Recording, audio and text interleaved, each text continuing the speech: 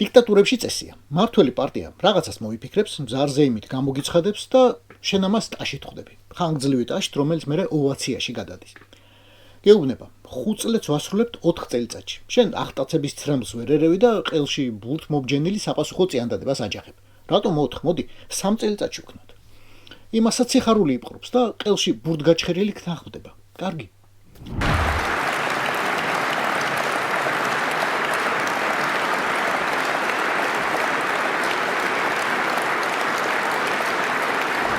ასეთი ხანგრძლივი ტაში შევხვდი ქოცების ბოლო იდეას ემიგრანტებისთვის არჩევნების აკრძალვის შესახებ. ძალიან კარგია, ძალიან. უმაგრესია. ყოჩა ბატნუბორის როგორ მოიფიქრე? არა, ვიცი როგორც მოიფიქრეთ, ლუკაშენკას ეკაიხანია გაკეთებული აქვს, მაგრამ მაინც ყოჩა ხომ შეგვისრულე.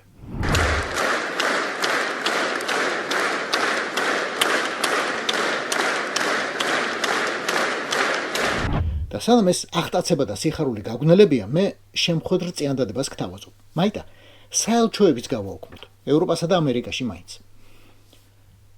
ემირატებსა და ყატარში იყოს, ბელარუსშიც.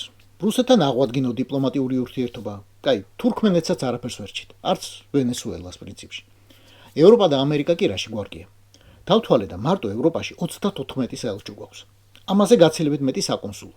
გარდა ამისა, გვაქვს საელჩოები შეერთებულ შტატებში, ცალკე გაეროში ნიუ-იორკში, ცალკე გაეროში ჟენევაში. გვაქვს მისია სტრასბურგში, ევროსაბჭოში, საიდანაც პრინციპში გამოგვაგდეს. გვაქვს საელჩო ნატოში. წარმოიდგინე, ბორის გრიგორიჩი, რომ ერთად იცილებ 40-ზე მეტ ხორცმეტს.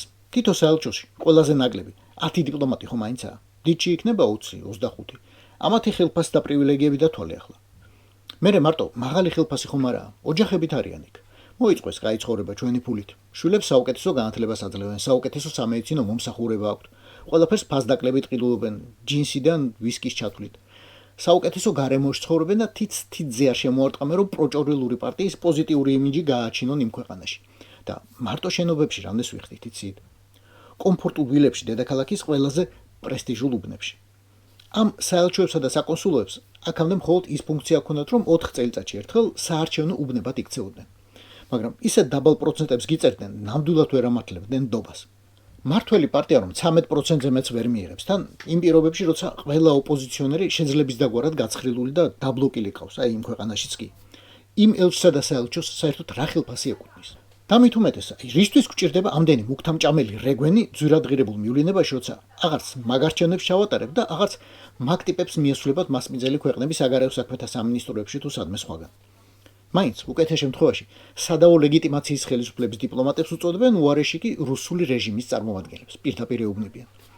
აგერ სამ ყველაზე რადიკალურად განწყობილ ბალტიურ ქვეყანაში ელჩი საერთოდ არ ყავს. 3 ელჩის ვაკანსია. გესმის? რა რთულია კანდიდატურის შეთანხმება, როცა პუტინის შნირს გიწოდებენ. გამოსავალი ერთია და მარტივი. ჩაალაგონ ჩემოდნები მაგ ჩემის დიპლომატებმა და დაახვიონ სახლში. ეგენი მაინც გადარჩნენ იმ მავნე საინფორმაციო ზეგავლენას, რომელსაც დანარჩენი ემიგრანტები ვერ გადავარჩინეთ.